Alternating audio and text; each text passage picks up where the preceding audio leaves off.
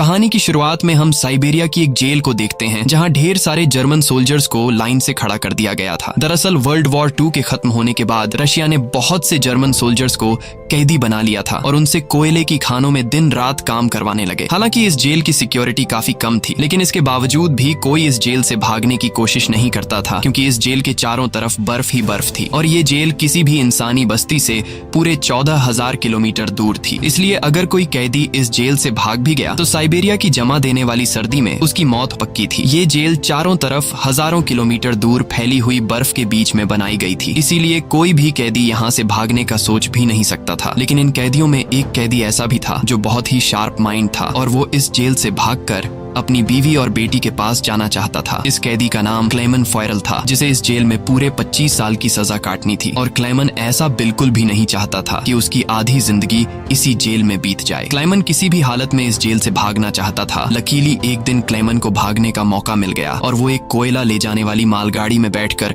इस जेल से भाग निकला। अब जेल के बाहर जब उसने खुले आसमान में सितारों को देखा तो वो खुशी से झूम उठा, लेकिन ये खुशी कुछ ही देर की मेहमान थी। थोड़ी दूर चलने के बाद उस मालगाड़ी को रोक दिया गया और जब क्लेमन ने बाहर झांक कर देखा तो एक रशियन सोल्जर बंदूक ताने उसके सामने खड़ा था। बदकिस्मती से यहाँ क्लेमन पकड़ा गया और जेल से भागने के जुर्म में उसे एक ओपन एयर सेल में बंद कर दिया गया। सर्दी बहुत ज्यादा थी और रात में होने वाली बारिश ने क्लेमन की हालत खराब कर दी थी। उस सेल में क्लेमन को कुछ घंटों के लिए नहीं बल्कि पूरे 2 दिनों तक रखा गया। अब पूरे 2 दिन बाद अगली सुबह जेल का वार्डन उसके पास आया और उसे सेल से बाहर निकाल कर उससे कुछ भी टॉर्चर नहीं किया गया। बस सिर्फ ये बोला कि तुम्हारे साथी बेसब्री से तुम्हारा इंतजार कर रहे हैं। अब जब क्लेमन अपने साथियों से मिला तो वो सब लाठियां और डंडे लेकर उसका इंतजार कर रहे थे। वो सब क्लेमन पर बहुत गुस्सा थे, क्योंकि क्लेमन के भागने की वजह से उन सबको पिछले 2 दिनों से भूखा रखा गया था। और क्लेमन को अब वार्डन की बात समझ में आ गई कि उसने क्यों कहा था कि तुम्हारे साथी तुम्हारा इंतजार कर रहे हैं। अब क्लेमन को देखते ही बाकी कैदियों ने उस पर हमला कर दिया और उसे बहुत बुरी तरह से मारा। इस मारपीट में क्लेमन इतना जख्मी हो गया कि उसे जेल के हॉस्पिटल में एडमिट करना पड़ा। इस जेल का डॉक्टर भी एक जर्मन कैदी था। जैसे ही क्लेमन होश में आया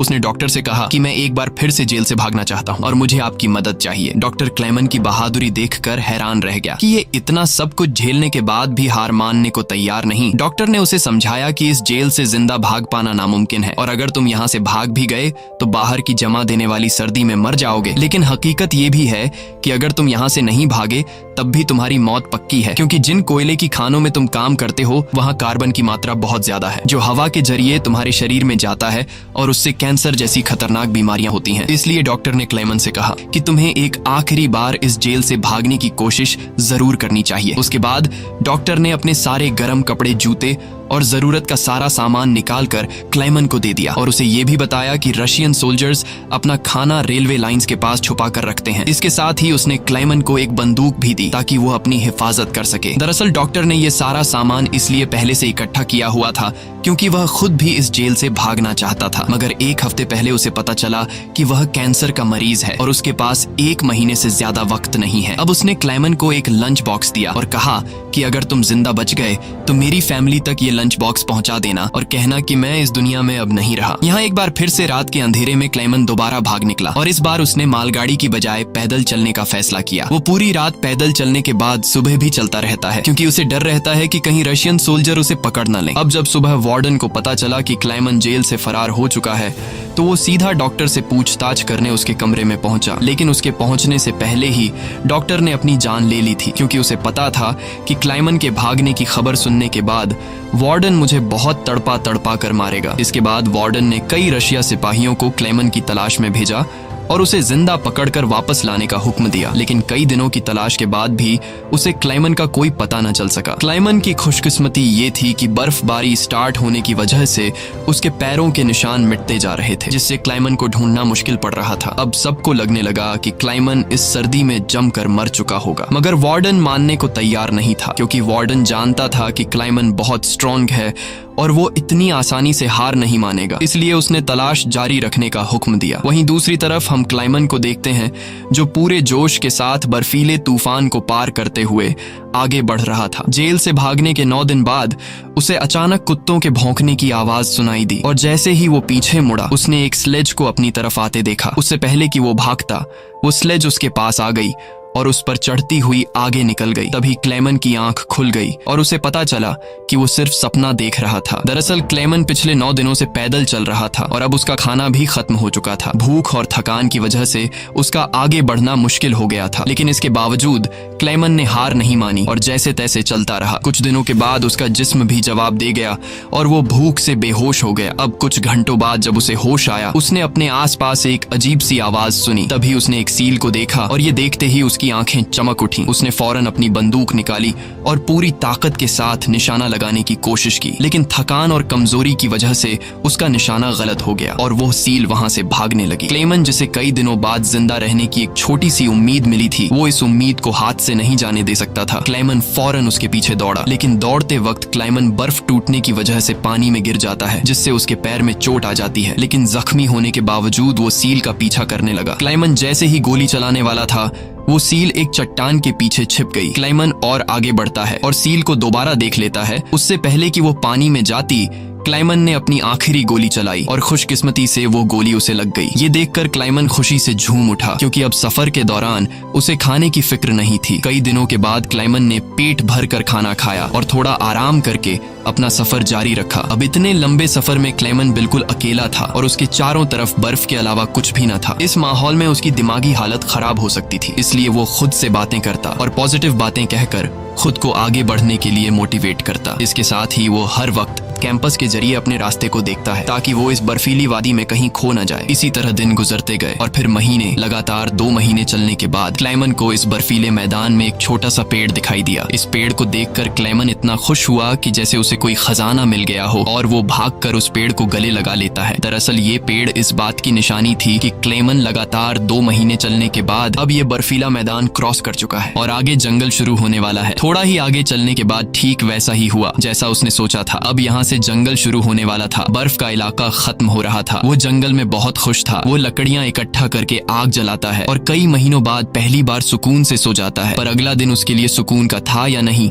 ये कोई नहीं जानता। दूसरी तरफ हम वार्डन को देखते हैं, जो अब भी क्लेमन की तलाश में था और उसने अपनी सर्च पार्टी को हुक्म दिया कि वो 500 किलोमीटर के दायरे में क्लेमन की तलाश करें। वहीं क्लेमन एक जंगल से होता हुआ आगे बढ़ रहा था कि अचानक वहां एक बर्फीला तूफान आ गया। ये तूफान इतना तेज था कि बड़े बड़े पेड़ भी जमीन से उखड़कर गिरने लगे। क्लेमन जैसे ही आगे बढ़ने की कोशिश करता है, एक बड़ा सा पेड़ सीधा उस पर गिर जाता है। क्लेमन की किस्मत अच्छी थी कि शाम में 2 आदमी यहाँ से गुजरे जो सोने की तलाश में थे। उन्होंने क्लेमन को देख लिया और वक्त पर उसकी जान बचा ली। उसके बाद ये तीनों एक साथ आगे बढ़े और कई दिनों के सफर के बाद बर्फीले मैदान से बाहर निकल आए। रास्ते में उन्हें एक दरिया मिला, जिसे पार करने के लिए उन्होंने लकड़ी की एक कश्ती बनाई। दरिया पार करते वक्त वह आपस में बातें करने लगे और एक दूसरे को बचपन के किस्से सुनाने लगे। लेकिन इसी बीच दरिया का बहाव तेज हो गया और कश्ती काबू से बाहर होने लगी। ऐसे में एक साथी का तवाजुन बिगड़ गया और वह सीधा पानी में जा गिरा। उसे तैरना नहीं आता था, वह डूबने लगा। ये देखकर क्लेमन ने पानी में छलांग लगा दी और किसी तरह उस आदमी को किनारे तक लाकर उसकी जान बचाई। दूसरी तरफ उनका दूसरा साथी उन दोनों को डूबने के लिए छोड़ देता है और अकेला आगे बढ़ गया। उसका दूसरा साथी बहुत ही लालची था। उसे लगा कि वो दोनों मर गए होंगे और लालच के चलते उसने अपने दोस्त का सोना भी खुद के पास रख दिया। थोड़ी देर बाद जब क्लेमन और दूसरा आदमी टेंट तक पहुंचे तो उस आदमी को अपने दोस्त पर बहुत गुस्सा आया और उसने उसे गोली मारकर उसकी जान ली। उसके बाद क्लेमन और वह आदमी ने सामान उठाया और सफर जारी रखा। वे दोनों कई महीनों तक इसी उम्मीद पर चलते रहे कि कोई इंसानी आबादी उन्हें मिल जाए। लेकिन दोबारा सर्दियों का मौसम आ गया और हर तरफ के जंगलात बर्फ की सफेद चादर में छुप गए। उस आदमी ने जो सामान उठाया था वह काफी भारी था, इसलिए उसे बर्फ में चलने में मुश्किल हो रही थी। ये देखकर क्लेमन ने उसका बोझ हल्का करने की कोशिश की और कहा कि कुछ देर के लिए अपना सामान मुझे दे दो। लेकिन यहाँ उस आदमी को शक हुआ कि शायद क्लेमन भी उसका सोना चुराना चाहता है, इसलिए उसने क्लेमन पर हमला करके उसे नीचे धकेल देता है, जिससे क्लेमन बेहोश हो जाता है। थोड़ी देर बाद क्लेमन को होश आया तो उसने देखा कि भेड़ियों का एक झुंड उसकी तरफ आ रहा है।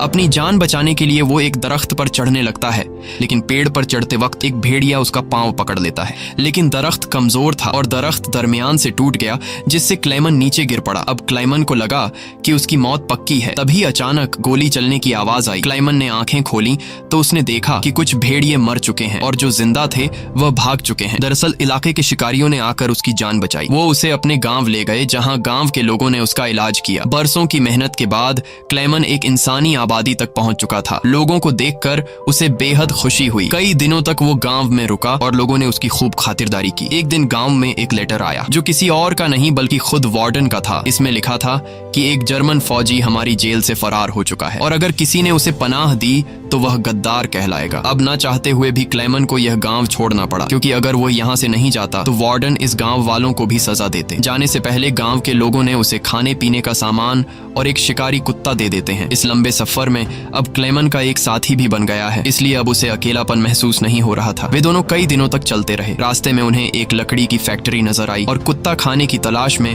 उसकी तरफ दौड़ा। अब क्लेमन अपने कुत्ते को बचाने के लिए मिल के अंदर गया। वहां वर्करों ने क्लेमन को पहचान लिया और उसे मालिक के पास ले गए। वहां जाकर क्लेमन ने मालिक को अपनी पूरी कहानी सुनाई, जिससे सबको क्लेमन पर तरस आया। उन्होंने उसे खाना खिलाया और जर्मनी जाने वाली ट्रेन में बिठा दिया। क्लेमन खुश था कि वह जल्द अपने घर पहुंच जाएगा, लेकिन वो नहीं जानता था कि मिल के मालिक ने उसकी खबर वार्डन को दे दी है। अब वार्डन अपने सिपाहियों के साथ स्टेशन पर उसका इंतजार कर रहा था, लेकिन स्टेशन पहुंचने से पहले क्लेमन ने दूर से रशियन सोल्जर्स को देख लिया और मौका मिलते ही ट्रेन से कूदकर भाग निकला। मगर बदकिस्मती से रशियन सिपाहियों ने उसे देख लिया और उसका पीछा करने लगे। क्लेमन ने जल्दी से पटरियां पार की, लेकिन अचानक न जाने वार्डन कहां से सामने आ गया। ये देखकर क्लेमन का दिल घबरा गया, क्योंकि अब उसे लगा कि उसकी बरसों की मेहनत जाया हो गई। अब इससे पहले कि वार्डन उसे गिरफ्तार करता, क्लेमन के कुत्ते ने वार्डन पर हमला करके उसे काट लिया और यूं एक बार फिर से क्लेमन को भागने का मौका मिल गया और वह पूरी जान लगाकर यहाँ से भागने लगा। लेकिन तभी उसे गोली चलने की आवाज आई और जब उसने पीछे मुड़कर देखा तो उसने अपने कुत्ते को मरा हुआ देखा। ये देखकर क्लेमन को काफी दुख हुआ, लेकिन इसके बावजूद भी वो रुका नहीं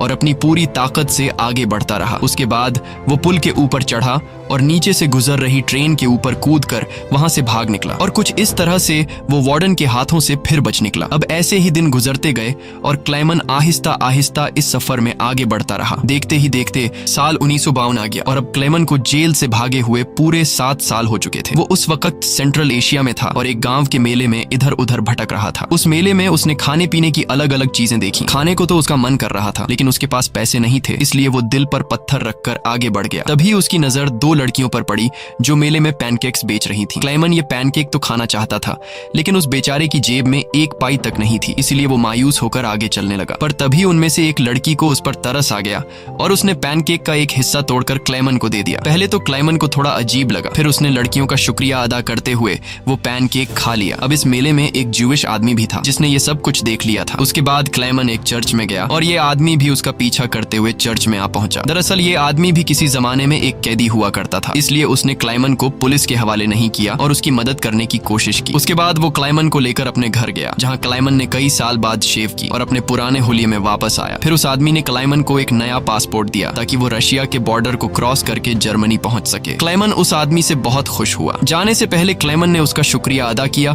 और रशिया और जर्मनी की बॉर्डर की तरफ निकल पड़ा। कुछ हफ्ते बाद क्लेमन रशिया के बॉर्डर तक पहुंच गया और वहां मौजूद रशियन सिपाही को अपना पासपोर्ट दिखाया। यहाँ क्लेमन को यह डर था कि कहीं वो सिपाही उसे पहचान न ले या उसका जाली पासपोर्ट पकड़ा न जाए, लेकिन खुशकिस्मती से ऐसा कुछ नहीं हुआ और सिपाही ने क्लेमन को बॉर्डर पार करने की इजाजत दे दी। अब ये देखकर क्लेमन को इतनी खुशी हुई कि वो चाहकर भी अपनी हंसी नहीं रोक पाया। अब फाइनली वो उस पुल पर आ गया जिसे पार करते ही वो अपने मुल्क जर्मनी में पहुंच जाएगा। पर जैसे ही वो आधे रास्ते तक पहुंचा, उसकी आंखों पर एक तेज रोशनी पड़ी और जब उसने आंखें खोली तो उसने वार्डन को अपने सामने पाया। अब जब क्लेमन ने पीछे मुड़कर देखा तो वो अभी भी रशिया की जमीन पर था और इसका मतलब ये था कि वार्डन अब भी उसे गिरफ्तार कर सकता है। अब यहाँ क्लेमन का दिल टूट गया, क्योंकि उसके इतने सालों की मेहनत अब मिट्टी में मिलने वाली थी। लेकिन तभी कुछ ऐसा हुआ जिसकी उम्मीद खुद क्लेमन को भी नहीं थी। यहाँ वार्डन ने उसका रास्ता छोड़ दिया और उसे आगे जाने की इजाजत दे दी। अब पहले तो क्लेमन को यकीन नहीं हुआ, पर फिर भी वो हिम्मत करके आगे बढ़ा। दरअसल वार्डन क्लेमन के जिंदा रहने के जज्बे और उसकी बहादुरी को देखकर